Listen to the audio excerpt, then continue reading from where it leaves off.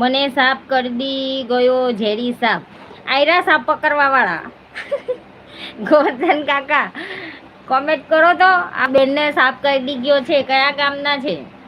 આ ગોવર્ધન કાકા સાપ પકડે જ છે, પકડવા વાળા. કાઢવા વાળા એ તો ખબર નહીં દવા છે કે નહીં, શું ખબર.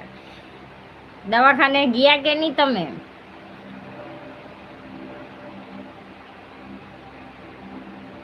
ઘનશ્યામભાઈ આવો, સ્વાગત છે. જય માતાજી, જય માતાજી.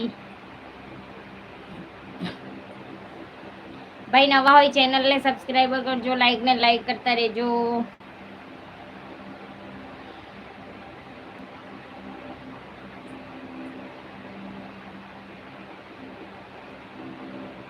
ના નથી ગયા દવાખાને, તો દવાખાને જાવ.